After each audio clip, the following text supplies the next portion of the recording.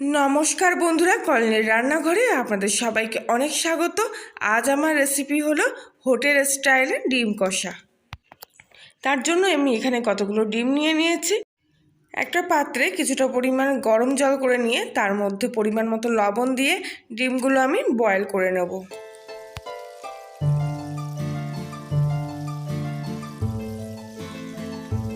দশ থেকে 15 মিনিট ধরে আমি ডিমগুলো এখানে বয়েল করে নিচ্ছি।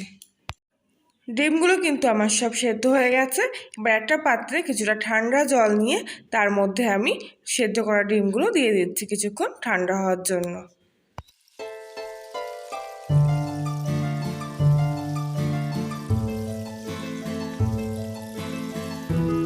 কিছুক্ষণ পর ডিমগুলো নর্মাল টেম্পারেচারে আসলে এবার ডিমগুলো আমি ছাড়িয়ে নিচ্ছি। চামচির মাথা দিয়ে ডিমের ওপরে হালকা একটু প্রেশার দিলেই কিন্তু ডিমগুলো এরকম খোসাগুলো চারিদিক থেকে ফেটে যাবে, আর তখন কিন্তু খুব সহজে এবং তাড়াতাড়ি কিন্তু খোসাগুলো ডিমের উঠে আসবে। এইভাবে আমি সব ডিমগুলো একে একে ছাড়িয়ে নেব।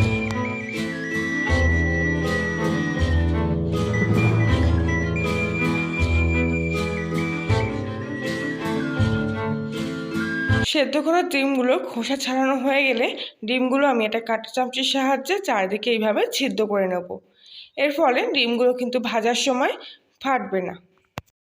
ডিমগুলোর গায়ে অল্প পরিমাণ মতো লবণ, হাফ চামচি মতো হলুদ আর হাফ চামচি মতো লঙ্কার গুঁড়ো ভালো করে মাখিয়ে নেব। লঙ্কার গুঁড়ো দেওয়ার ফলে ডিম ভাজার সময় কালারটা কিন্তু খুব সুন্দর আসে।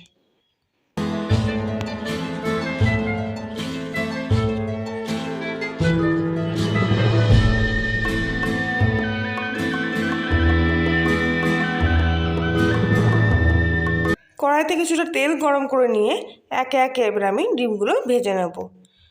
গ্যাসের ফ্লেমটা হাইতে রেখেই ভাজবো আমি, এটা তাড়াতাড়ি ডিমগুলো ভাজা হয়ে যাবে। ডিমের এক পিঠ ভাজা হওয়ার মধ্যে আমি এদিকে ডিমের ঝোলের মশলাটা বানিয়ে নেব। একটা বাটিতে হাফ চামচি লঙ্কার গুঁড়ো, এক চামচি ধনিয়া গুঁড়ো, হাফ চামচি চিনি আর দিয়ে দেবো এক চামচি মতো হলুদ গুঁড়ো, পরিমাণ অনুযায়ী লবণ। আমি এখানে হাফ চামচি লবণ দিচ্ছি আর দিচ্ছি এক চামচি মতো জিরে বাটা। জিরের গুঁড়ো দিলে হয়, তবে আমি এখানে বাটা দিচ্ছি যেহেতু আমার হাতের কাছে গুঁড়ো ছিল না। সব মশলাগুলো আমি কিছুক্ষণ জলে এইভাবে ভিজিয়ে নেব। তবে তার আগে মশলাগুলো সব কিছু একসঙ্গে ভালো করে মিশিয়ে নেব আর কিছুক্ষণ এইভাবে রেখে দেব। আমি এখানে চিনি ব্যবহার করলাম, কেননা চিনি কিন্তু তেলের মধ্যে পড়লে ঝোলের কালারটা অনেকটা লালচে আনতে সাহায্য করে, আর তাছাড়াও রান্নার স্বাদেও কিন্তু ব্যালেন্স নিয়ে আসে। ডিমগুলোর এক পিঠ আমার ভাজা হয়ে গেছে। ডিমগুলো এবার আমি উল্টে পাল্টে দেবো উল্টো পিঠটা ভাজা হওয়ার জন্য। এই ডিম কষায় কিন্তু ডিমগুলো একটু কড়া ভাজলেই দেখতে কিংবা খেতে দুটোই ভালো লাগে। সব ডিমগুলো কিন্তু ভাজা হয়ে গেছে, কালারটা অনেকটা চেঞ্জ হয়ে এসছে। আর এবার আমি ডিমগুলো একে একে তেল থেকে ছেঁকে নেব।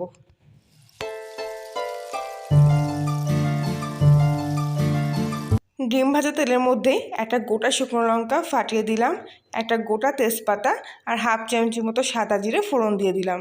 ফোড়ন থেকে মিষ্টি গন্ধ ছেড়ে দেওয়ার পর এর মধ্যে আমি 3টে বড় সাইজের পেঁয়াজ জুলিয়ান করে কেটে দিয়ে দিলাম। পেঁয়াজগুলো কিছুক্ষণ আমি ভেজে নেব। তবে পেঁয়াজ ভাজার সময় সামান্য একটু লবণ দিয়ে আর গ্যাসটা মিডিয়াম করে কিছুক্ষণ ঢেকে রাখলে কিন্তু পেঁয়াজটা খুব তাড়াতাড়ি জল ছেড়ে দেয় এবং ভাজাও তাড়াতাড়ি হয়ে যায়। কিছুক্ষণ পর পেঁয়াজের কালারটা অনেকটা চেঞ্জ হয়ে আসলে এর মধ্যে আমি এক চামচি মতো রসুন বাটা দিয়ে দিচ্ছি। রসুনটা কিছুক্ষণ ভাজা হওয়া পর্যন্ত অপেক্ষা করব।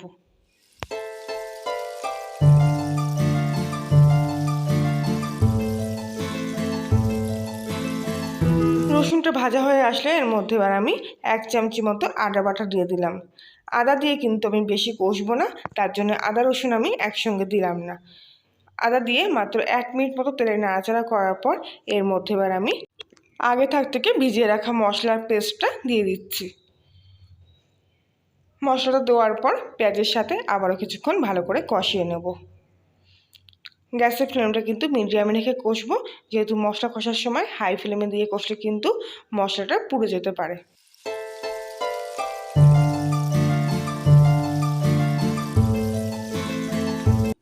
কিছুক্ষণ কষার পর দেখুন মশলার কালারটা কিন্তু অনেকটা চেঞ্জ হয়ে এসছে।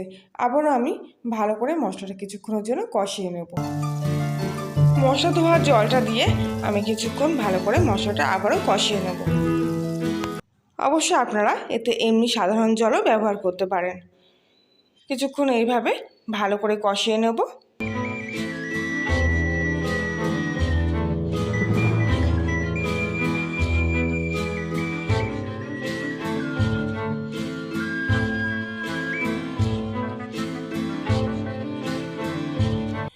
এবার কিন্তু মশলার গায়ে থেকে তেল ছেড়ে দিতে আরম্ভ করেছে। এরপর আমি এর মধ্যে আগে থেকে ভেজে রাখা ডিমগুলো দিয়ে দিচ্ছি, আর মশলার সঙ্গে ডিমগুলো আবারও আমি কিছুক্ষণ ধরে কষিয়ে নেব। গ্যাসের ফ্লেমটা কিন্তু মিডিয়ামে দিয়ে রাখছি।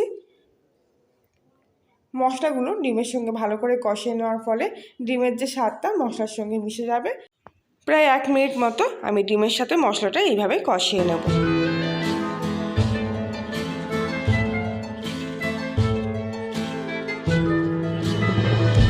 এরপর আমি এর মধ্যে পরিমাণ মতো জল দিয়ে দেব।